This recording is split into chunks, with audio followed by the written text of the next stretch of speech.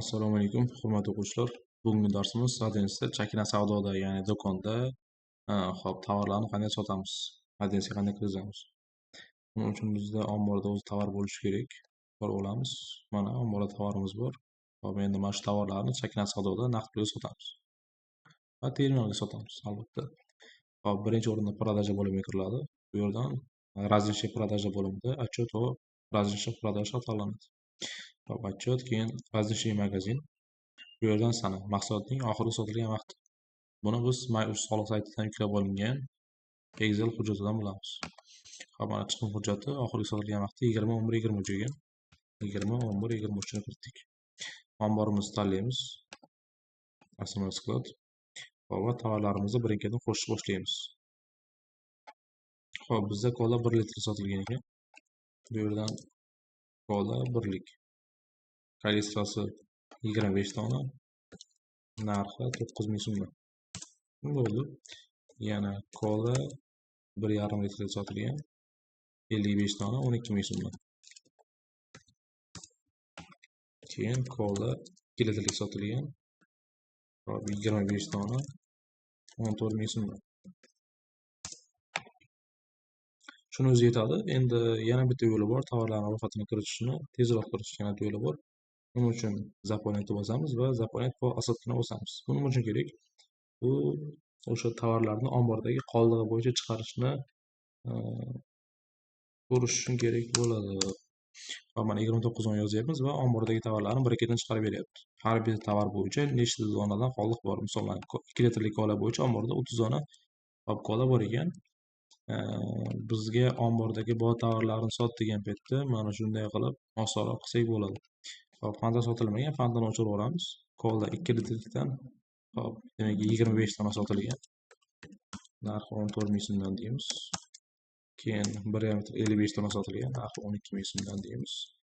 1 litrlikdan 25 dona sotilgan, narxi 9.000 dan deymiz. Va bo'ldi, mana jami 1,235 so'mlik tovar paydo bo'ldi bizda. Hop, shuni o'zini OK bosadigan bo'lsam, Previous zakritga bosadigan bo'lsak, operatsiyada отчетimizda hammasini 50-10 degan счетga olib boradi. Mana naqd pulda savdo bo'ldi deb qabul qiladi, 90-20 ga daromad tan oladi. Hop, lekin bizda xuddi o'shancha tovar sotilgan, ozginasi terminalga ham sotilgan, ya'ni kartaga ham savdo qilingan. Shuni qanday kiritamiz? Xuddi o'sha joyga qaytib kiraman. OK bosmasdan turib, безналичный оплата bo'limiga o'tamiz. Hop, bu yerdan добавить, показать всем bosaman va sразу qilib bir marta terminalni qo'shib olamiz. Naminamaniya terminal kontragent. Bu yerdan покупатель создать terminalni kiritamiz. Записать, закрыть. Hop, договор создать. Номер договор 01, sanaga 010123 deb yozamiz. Shu o'zimiz uchun. Записать, закрыть. Hop, terminal kerak emas. Shot Rashotov 5720 o'zi avtomatik chiqadi va записать и закрыть deb bosamiz. Mana terminalimiz paydo bo'ldi. Shuni tanlaymiz endi. Hop, summaga qancha summa terminalga urilgan bo'lsa, o'sha summani yozish kerak. Misol uchun bizning variantda hozir 235.000 so'm. Bo'ldi. Hop, mana endi mana bu yerda всего 1,235.000 so'm, безналичный 235.000 so'm bo'ladi. Demak, qolgani наличка, naqd pulga 1 millionlik savdo bo'lgan. Hop, Previous zakritga bosaman. Endi обороткani ko'radigan bo'lsam, отчетimni ko'radigan bo'lsam, hop, mana o'zgarish bo'lgan bo'ladi. 50 da 1 million so'm endi kirim qilingan.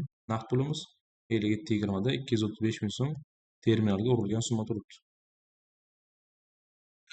Hop, endi keyingi videomizda mana shu 57.20 ni va 50 ni qanday qilib inkassa qilishni o'rganamiz.